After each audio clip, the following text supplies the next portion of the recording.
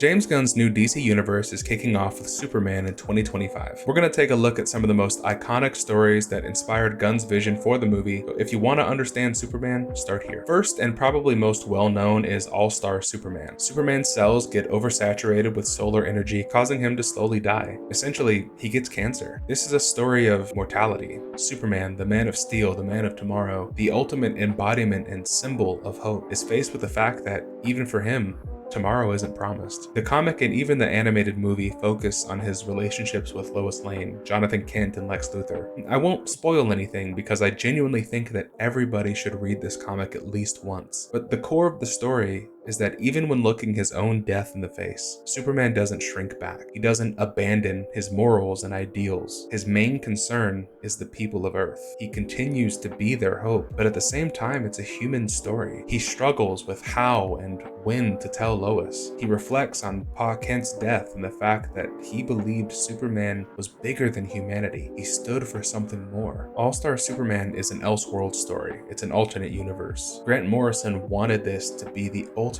love letter to Superman, and that's exactly what it is. Next is Whatever Happened to the Man of Tomorrow. So prior to the Crisis on Infinite Earth story, DC's universe was really muddled and convoluted with multiple versions of characters with their own storylines. Their continuity was a mess. So Crisis on Infinite Earths took all of those universes and combined them into one. Moving on from Crisis, there was one Earth with one version of each character, giving DC a clean slate to build from. And with that clean slate, they planned on releasing The Man of Steel, a new origin for the post-crisis Superman. With The Man of Steel on the horizon, editor Joe Schwartz wanted a comic that would serve as a send-off for the pre-crisis Silver Age Superman. Whatever Happened to the Man of Tomorrow is just that, a tribute to the Superman of yesteryear and the closeout of an age of comics that hadn't yet moved into the modern landscape. It's the last hurrah of an era of comics that we don't really see anymore. Kind of tacked on here is that Man of Steel 1986 series written by John Byrne, not the modern Brian Michael Bendis run. Bendis Superman is awful, don't read it. But like I said earlier, the Man of Steel from 1986, the John Byrne run, picks up right after the Crisis event and serves as the new origin for Superman. He's a bit more depowered, it's a little more grounded, as grounded as Superman can be, I guess, and eventually leads into the events of the death of Superman from 1993. So that should give you a good idea of what this comic is.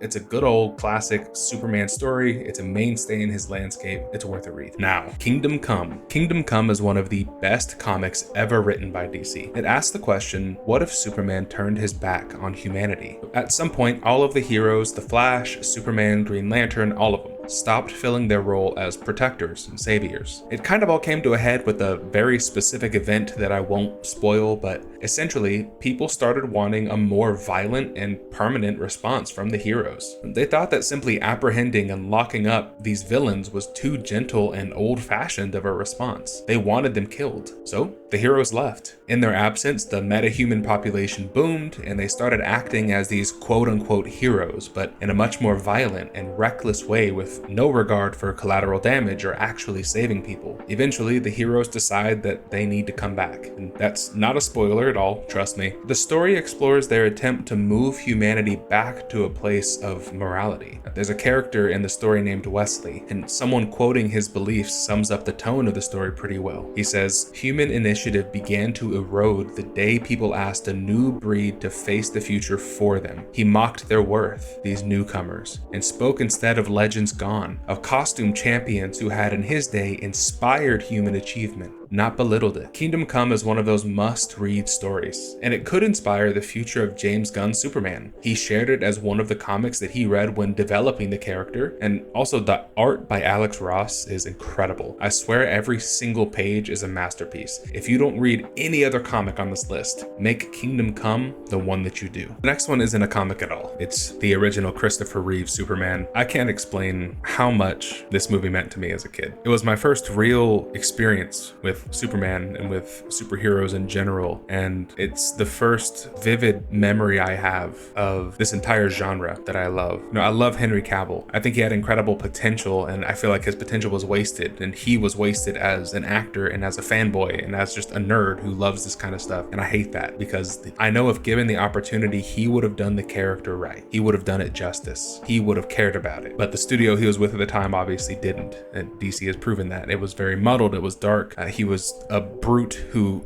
kills his enemies and doesn't care for collateral damage and lets the entire city be destroyed. The overall tone is just not Superman. And that's not Henry Cavill's fault. In fact, I hope one day we still get to see him as an actual Superman. But Christopher Reeve, him as a person with everything that he went through and overcoming those physical disabilities, you know, a horrible accident. He, as an actor, as a person, he embodied everything that Superman is. And obviously he acted in the movie before the accident, but when you go back and when you watch it, it's everything that it's supposed to be. And yeah, it's old and the graphics are old, but who cares? The point of it is that you have Clark Kent, who's this bumbling, fumbling idiot, and Christopher Reeve plays it up. But when he turns into Superman, he's this big 6'4", confident, competent person who knows what to do, and he takes charge and he handles it. He's something that the people can look towards. I keep using that word of embodiment, but that's what it is. You know, Superman is a symbol. He represents hope. He represents everything that humanity can be. He represents the goal. And Christopher Reeve did an amazing job of portraying that. And those movies did an amazing job of, I say those movies,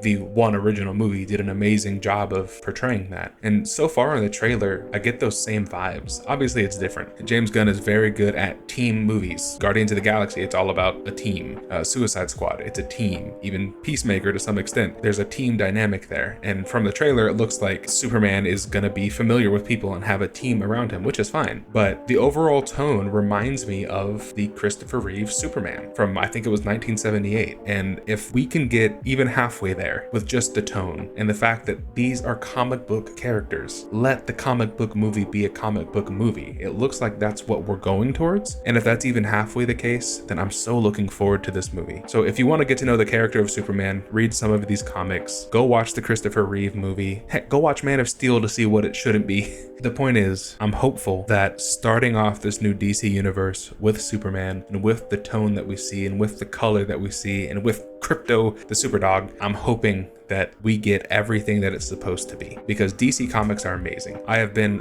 a large proponent, and I have always thought that DC comics were better than Marvel comics in the sense of storytelling, and I like their characters more. But all of that potential has been wasted in these films. It's been wasted in the Justice League team up. It was wasted in the Snyderverse and all of that stuff. I wasn't a big fan of that, and most people weren't, I don't think, because it goes directly against kind of what everything's supposed to be. And DC does have a darker tone, but not to the extent that was portrayed in those movies. I'm rambling at this point, but I think we're in for something great, and I can't wait for 2025. I can't wait for this new movie. If you made it this far, thank you so much for watching. Thank you for listening to my random no-note ramble at the end there. I appreciate it. I'm gonna try to make more content like this. I love comic books. I love superheroes. I love everything nerd. So if you like that, consider subscribing and sticking around. Thanks again.